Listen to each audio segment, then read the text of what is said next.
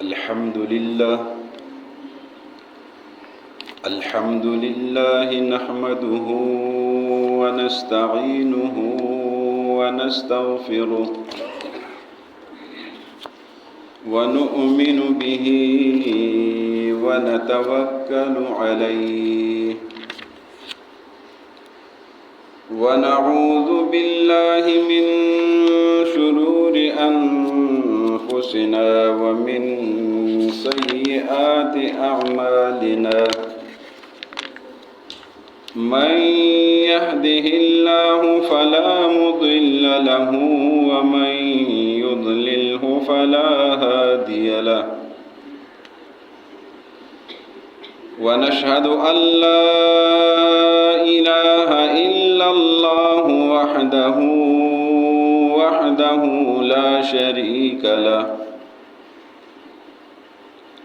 لا شريك له ولا نظير له ولا وزير له ولا وزر له ولا وازر له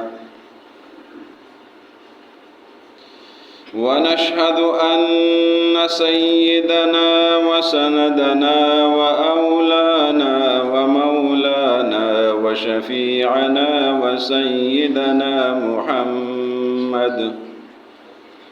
وسيدنا محمدا عبده ورسوله صلى الله عليه وعلى آله وأصحابه وأزواجه وذريته وأهل بيته أجمعين أما بعد فأعوذ بالله من الشيطان الرجيم بسم الله الرحمن الرحيم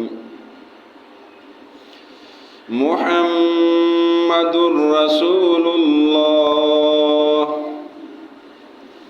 والذين معه أشداء على الكفار رحماء بينهم تراهم ركعا سجدا يبتغون فضلا من الله ورضوانا سيماهم في وجوههم من أثر السجود ذلك مثلهم في التوراة ومثلهم في الإنجيل كزرع أخرج شطأه فآزره فاستغلظ فاستوى على سوقه يعجب الزراع ليغيظ بهم الكفار وعد الله الذين آمنوا وعملوا الصالحات منهم مغفرة وأجرا عظيما صدق الله العظيم. मुअज़्ज़ज़ सामीन, मैंने आपके सामने अल्लाह रब्बुल इज़्ज़त की किताब मुक़द्दस से सूरतुल फतह की आखिरी आयत तिलावत की है। आज के मौजू का उन्वान है उस्वे सहाबा इकराम रिज़वानुल्लाहि अलैहिम अजमाइन। ये आयत भी उसी मुनासिबत से है। इस दुनिया में अल्लाह के बाद जो सबसे अज़ीमुश्शान मकाम है वो इमामुल अंबिया सय्यदुल मुरसलीन रहमतुल लिल आलमीन सल्लल्लाहु अलैहि वसल्लम का है।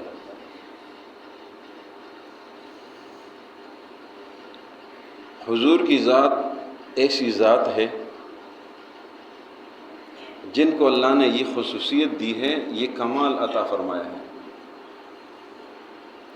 कि जिस चीज़ का भी ताल्लुक़ हुजूर से बना है उस चीज़ को अल्लाह ने बुलंद व बाला किया है।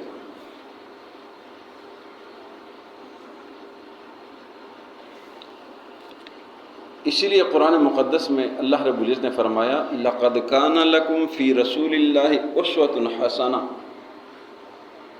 کہ اے لوگو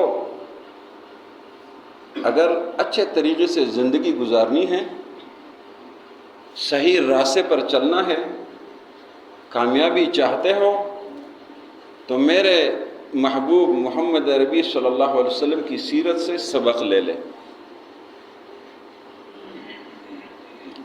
حضور صلی اللہ علیہ وسلم امام الانبیاء ہے۔ انبیاء اس کائنات میں سب سے بہترین مخلوق ہے، بہترین جماعت ہے۔ اس بہترین جماعت کے بعد اگر کوئی جماعت بہترین ہے تو وہ جماعت وہ صحابہ کرام کی جماعت ہے، اور یہ اس لیے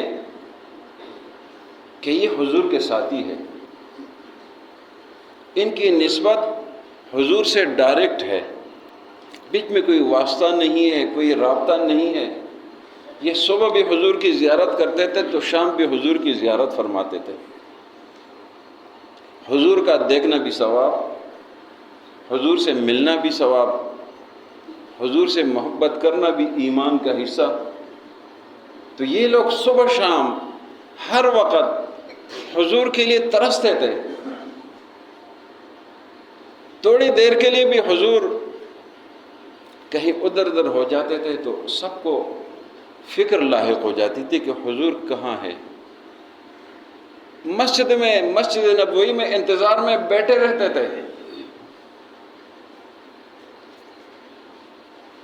اور حضور کے انتظار میں اس طریقے سے بیٹھتے تھے کہ حضور کو بلاتے نہیں تھے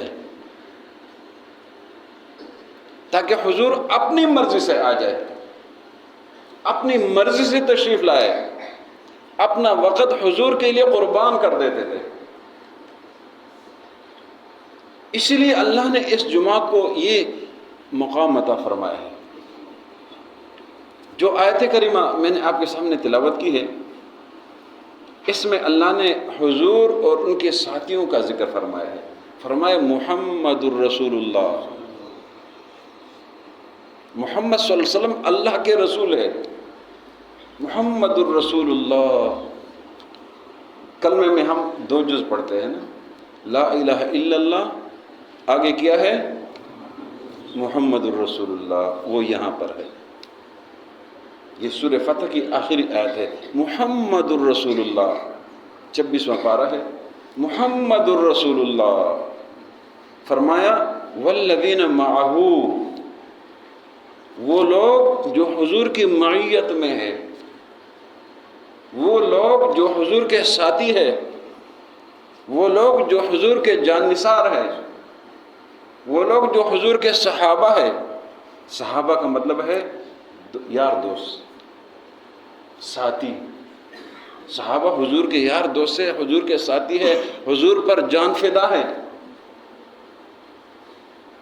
فرمایا والذین معہ اشداء علی الکفار، یہ جو حضور کے ساتھی ہے نا، یہ کافروں پر بہت زور آور ہے۔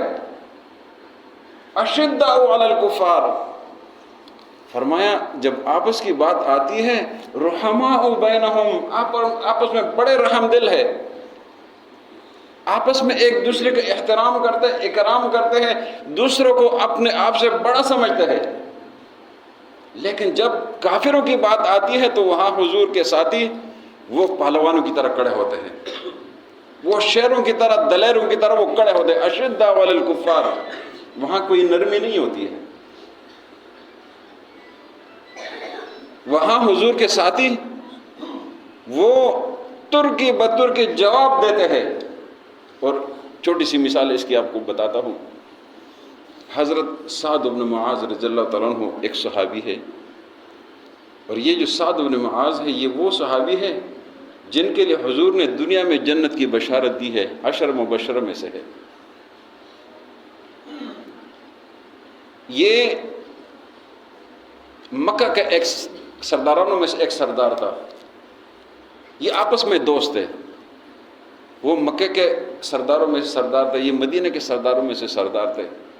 آپس میں تعلقات تھے، پرانے زمانے سے تھے، حضور کے اعلان نبوت سے پہلے کے تھے، اور ان کا یہ معاہدہ تھا آپس میں کہ جب آپ مدینہ آئیں گے، حضرت سعد مدنی تھے، انصار تھے، جب آپ مدینہ آئیں گے تو آپ میری پناہ میں ہوں گے، آپ کو کچھ مدینہ میں کوئی کچھ نہیں کہہ سکے گا.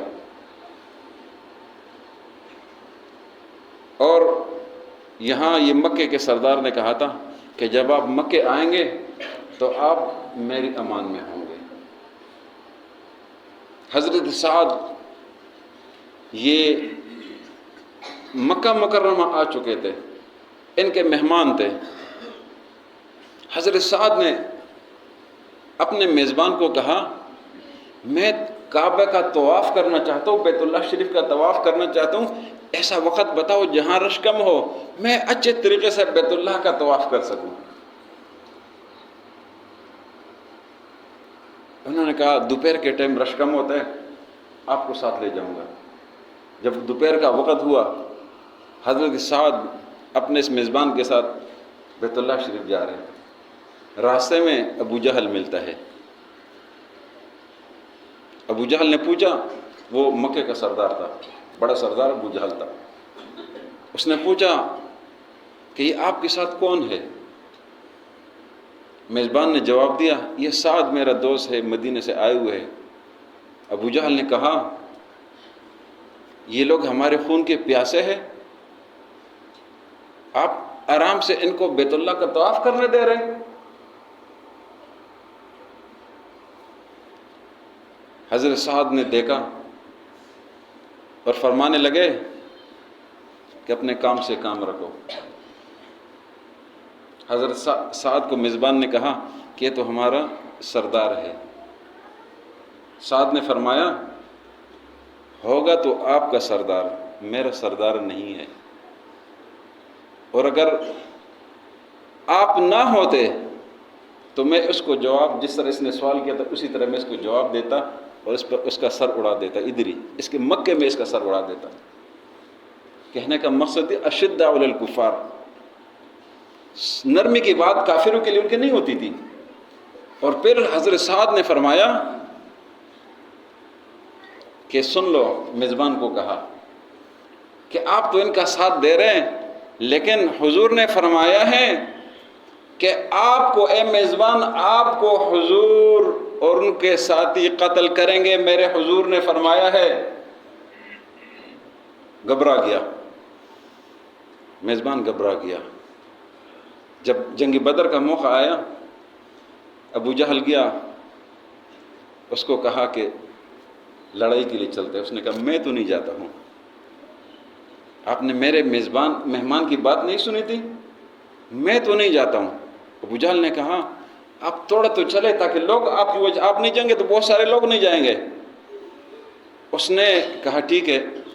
ایک اونٹنی تلاش کی جو تیز رفتار تھی تاکہ بھاگنے کے لیے آسانی ہو. جب لوگ چلنے لگے اور اس نے بھی گھر سے اجازت چاہی تو بیوی نے کہا کہ آپ کدھر جا رہے ہیں؟ لڑنے کے لیے جا رہے ہیں؟ مرنے کے لیے جا رہے ہیں؟ آپ کو آپ کے مہمان نے نہیں کہا تھا کہ حضور اس کے ساتھ آپ کو ماریں گے؟ اس نے کہا نہیں، بس میں تھوڑی دیر کے لیے جاتا ہوں. سواری بھی تیز ترین اور پیچھے پیچھے، سب سے پیچھے ہی جا رہے ہیں کہ کوئی مسئلہ ہو تو میں بھاگوں گا. میدان بدر جب پہنچ گیا تو یہ ادھر مردار ہو گیا، باوجود ساری کوششوں کے مردار ہو گیا. کہنے کا مقصد یہ تھا کہ اشداء علی الکفار، حضور کے ساتھی کسی سے پیچھے ہٹنے والا نہیں ہے، آپس میں شیر و شکر ہے، آپس میں مہربان ہے. اشداء علی الکفار رحماء بینہم، چاہے وہ ابو جہل ہو چاہے کوئی اور ہو، اس کا سیدھے سیدھے جواب دیتے تھے. حضور کے ساتھی یہ عظیم الشان لوگ ہیں. حضور کے ساتھی یہ وہ ساتھی ہیں کہ جن لوگوں نے اپنا گھر، اپنی جان، اپنی اولاد، اپنا مال، اپنا سب کچھ حضور کے قدموں میں رکھا تھا. جنگ بدر کے موقع پر حضور نے صحابہ کو اکٹھا کیا اور ان سے خطاب کیا کہ آپ اپنا اپنا مشورہ دے دیں. مہاجر صحابہ نے مشورہ دیا، حضور نے فرمایا کہ آپ بیٹھ جائیں۔ جو بھی مہاجر مشورہ دیتے تھے حضور فرماتے آپ تشریف رکھیں، آپ تشریف رکھیں، آپ تشریف رکھیں۔ تو انصار صحابہ سمجھ گئے کہ حضور ہماری رائے چاہتے ہیں۔ انصار کے ایک صحابی اٹھتے ہیں اور کہتے ہیں یا رسول اللہ، آپ ہماری رائے جاننا چاہتے ہیں تو آپ سن لیجئے، ہم نے آپ پر ایمان لایا ہے، ہم نے آپ کی تصدیق کی ہے، ہم نے آپ کو مدینہ منورہ میں پناہ دی ہے، ہم نے آپ کا استقبال کیا ہے۔ اب ہمارے ایمان کا تقاضا یہ ہے کہ جدھر آپ کہیں گے ہم ادھر جانے کے لیے تیار ہے۔ اور کہنے لگے اے حضور، ہم اس طرح نہیں کہیں گے جس طرح موسیٰ علیہ السلام کے ساتھیوں نے کہا تھا اذهب انت وربك فقاتلا، کہ اے موسیٰ آپ جانے اور آپ کا خدا جانے، آپ لڑتے رہے، ہم تماشے کرتے رہیں گے۔ ہم ایسا کبھی بھی نہیں کہیں گے۔ اور فرمایا وَلَكِنْ نُقَاتِلُ عَنْ يَمِينِكَ وَعَنْ شِمَالِكَ وَعَنْ خَلْفِكَ وَعَنْ أَمَامِكَ، ہم آپ کے چاروں طرف ہوں گے، آپ ہمارے درمیان میں ہوں گے، پہلے ہم ہوں گے بعد میں آپ ہوں گے۔ یہ حضور کے صحابہ تھے۔ حضور کے صحابہ یہ عظیم الشان لوگ تھے۔ اور یہ عظمت کیوں تھی کہ حضور کے ساتھی تھے، یہ عظمت کیوں تھی کہ حضور کے صحبت تھی۔ اور یہ جو صحابیت کا مقام ہے، صحابی بننا، یہ اللہ کی طرف سے ہے۔ صحابی بننا یہ اللہ کی طرف سے ہے۔ اپنی عبادت پر کوئی صحابی نہیں بن سکتا، اپنے علم کی وجہ سے کوئی صحابی نہیں بن سکتا، اپنی ریاضتوں کی وجہ سے کوئی صحابی نہیں بن سکتا۔ اگر علم کی وجہ سے کوئی صحابی بن سکتا تھا تو امام بخاری پر سب سے پہلے صحابی تو وہ ہوتے نا۔ اگر عبادت ریاضت کی وجہ سے کوئی صحابی بن سکتے تھے تو شیخ عبد القادر جیلانی اور جنید بغدادی یہ لوگ صحابی بن جاتے کہ بڑے عابد لوگ تھے۔ جہاد کی وجہ سے کوئی صحابی بن سکتا تو بڑے بڑے مجاہد عبداللہ ابن مبارک جسے مجاہد گزرے ہیں وہ صحابی بنتے۔ لیکن صحابی وہ بنے ہیں جن کو اللہ نے صحابیت عطا کی ہے، چاہے حضور کو ایک لمحے کے لیے دیکھا ہے۔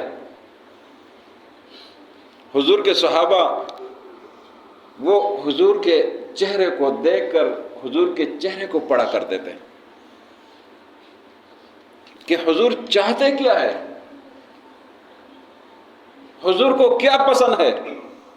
جب بھی کوئی کام کرتے تھے تو حضور کے چہرے کو دیکھتے تھے کہ حضور کا چہرہ اس سے خوش ہوتا ہے یا کوئی ناراضگی، اگر ناراضگی ہوتی تو فوراً اس کام کو چھوڑ دیتے، اگر حضور خوش ہوتے تو اس کام کو جاری رکھتے تھے۔ اس لیے کہ وہ حضور کی مزاج کو پہچان چکے تھے اور حضور صلی اللہ علیہ وسلم کے لیے اپنا سب کچھ قربان کرنا چاہتے تھے کہ جیسے حضور کی رضا تھی ویسے انہی کی رضا تھی۔ صحابہ اکرام رضوان اللہ علیہم اجمعین یہ عظیم شان لوگ تھے۔ یہ وہ لوگ تھے کہ کسی بھی حال میں انہوں نے حضور کو میدان میں نہیں چھوڑا ہے خالی، جہاں بھی قربانی کی ضرورت آئی ہے انہوں نے قربانی دی ہے۔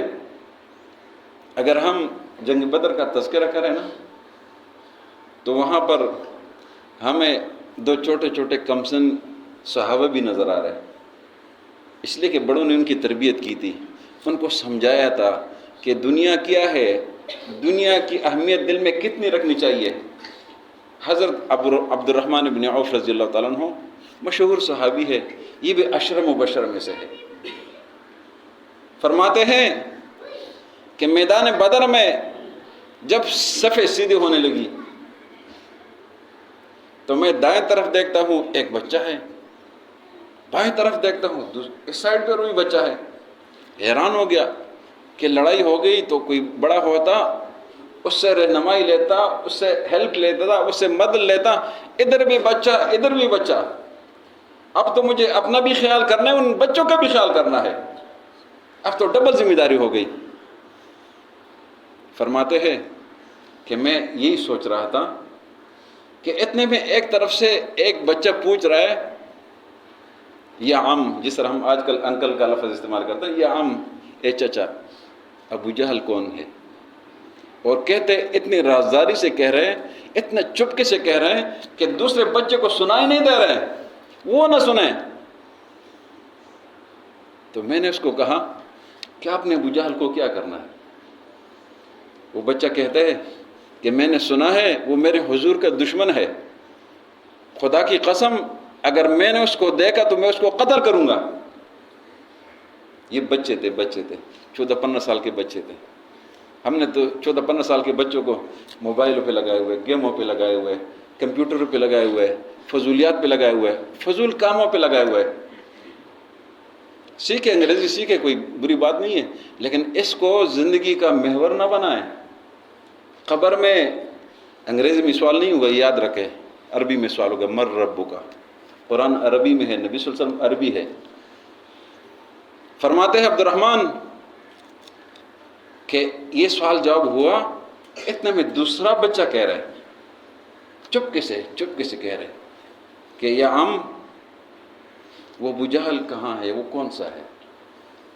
فرماتے ہیں میں نے اس بچے سے بھی یہ کہا کہ آپ نے ابو جہل کو کیا کرنا ہے؟ اس نے بھی وہی بات کر دی جو دوسرے بچے نے کی تھی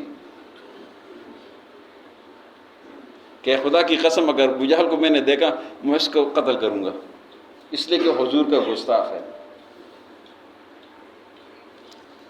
وہ یہی سوچ میں لگے کہ سامنے ابو جہل نظر آ گیا، تو میں نے اشارہ کیا بچوں کو کہ وہ ابو جہل ہے۔ کہتے ہیں کہ بچوں نے کچھ بھی نہیں دیکھا، فوراً تیر کی طرف بھاگنے لگے۔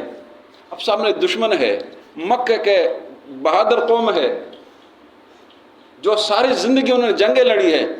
یہ مدینہ کے بچے ہیں جو جنگیں نہیں لڑتے تھے، معصوم چھوٹے بچے ہیں، لیکن تیر کی طرح سیدھے پہنچتے ہیں۔ اور جا کر ایک نے سواری پروار کیا، دوسرے نے ابو جہل پروار کیا، جب ابو جہل کو صحیح اس کا علاج کر کے نیچے گرا دیا۔ یہ بچے کون ہیں؟ ہم لوگوں کو ان کا نام بھی نہیں آتا ہے، ہمیں نام بھی صحیح طریقے سے نہیں آتا نا، کتابوں میں جو اردو میں لگا ہے ہم اسی طرح الٹا پلٹا۔ ایک کا نام معوذ، یہ یاد رکھے، معوذ ہم پڑھتے ہیں نا اسکول کی کتاب میں، آپ سب نے یہی پڑھا ہوگا، جب ہم پڑھتے تھے نا ہم بھی یہ کہتے تھے، معوذ بن افرا، معاذ بن افرا، دونوں بھائی تھے۔ افرا کون تھی؟ خاتون تھی۔ افرا ایک خاتون تھی، اس نے بچوں کی تربیت کی تھی، بچوں کو یہ کچھ سکھایا تھا، اور ابو جہل کو ان بچوں نے نیچے گرا دیا۔ حضور کے ساتھی چاہے وہ چھوٹے تھے یا بڑے تھے، ہر ایک صاحب کمال تھا، ہر ایک نے حضور کے لیے قربانی دی ہے۔ کس کس صحابی کا آدمی تذکرہ کرے؟ میدان بدر میں کافروں کے جو مکے کے کافر تھے، قریش، یہ بڑے زور آور قسم کے لوگ تھے، ان سے کوئی لڑتے نہیں تھے، ان پر کوئی حکومت کرنے کے لیے بھی تیار نہیں تھا، وہ لڑائی کرتے رہتے تھے۔ جب قریش آئے انہوں نے اعلان کیا، حل من مبارز، 3 لوگ نکلے، ایک کا نام ہے شیبہ، دوسرے کا نام ہے عتبہ، اور تیسرا ہے ولید بن عتبہ کا بیٹا۔ اعلان کر دیا انہوں نے تینوں نے، حل من مبارز، ہمارے ساتھ کوئی مقابلہ کرنے والا ہے تو میدان میں آ جائے۔ 3 انصار نکلتے ہیں، 3 انصار تلوار لے کر میدان میں نکلتے ہیں۔ انہوں نے کہا آپ کون ہے؟ قریش نے کہا، انہوں نے کہا ہم انصار ہیں۔ انہوں نے کہا نہیں، آپ کے ساتھ ہمارا کام نہیں، آپ ہمارے پلے کے نہیں ہیں، آپ ہمارے مقابل کے نہیں ہیں، واپس چلے جائیں۔ جب یہ بات حضور تک پہنچی تو حضور نے فرمایا اے حمزہ اٹھو۔ حضور کے چچا تھے، بڑے دلیر قسم کے چچا تھے، بہت دلیر تھے۔ یہ وہ چچا تھے کہ جب انہوں نے اب تک ایمان نہیں لایا تھا، حضور کو ابو جہل نے برا بلا کہا تھا، تو یہ سیدھا چلا گئے اور وہاں ابو جہل کو لگا دیا، مکے کے اندر سردار کو لگا دیا کہ میرے بھتیجے کے بارے میں خبردار پھر کچھ کہا۔ حضور نے فرمایا حمزہ اٹھو، علی اٹھو، ابو عبیدہ اٹھو، مقابلہ کرو۔ حمزہ شیبہ کے پاس جاتے اس کو اڑا دیا، ختم کر دیا۔ اور فوراً دوسرے ساتھیوں کے ہیلپ کے لیے پہنچتے ہیں، اپنے مد مقابل کو ختم کر دیا، شیبہ کو اڑا دیا، ختم کر دیا، پھر چلتے ہیں علی رضی اللہ عنہ کا جو مد مقابل تھا وہ دونوں مل کر اس کو ختم کر دیا، پھر تینوں مل کر عتبہ کو ختم کر دیا۔ یہ حضور کے جانثار تھے، یہ حضور پر فدا ہونے والے لوگ تھے، ہر معاملے میں، ہر عمل میں، ہر کام میں، کسی بھی کام میں انہوں نے پیچھے نہیں دیکھا ہے۔ اگر ہجرت کا واقعہ تھا تو جس بسترے کے ارد گرد کافر اکٹھے ہوئے تھے نا حضور کے قتل کرنے کے لیے، وہاں پر حضرت علی کو چھوڑتے ہیں، حضرت علی دلیری کے ساتھ ادھر رہتے ہیں۔ جس راستے پر آگے لوگ قتل کرنے کے لیے کڑے ہیں وہاں ابو بکر صدیق رضی اللہ عنہ ساتھ آگے کے چلتے ہیں، آگے کے چلتے ہیں کہ آگے سے کوئی خطرہ نہ ہو، کبھی پیچھے آتے بھاگتے، پیچھے سے کوئی خطرہ تو نہیں ہے، یہ حفاظت کے ساتھ غار سور تک پہنچتے ہیں۔ راستے میں ایک آدمی نے پوچھا، اے ابو بکر یہ کون ہے؟ ابو بکر کو جانتے تھے کہ ابو بکر یہ کون ہے؟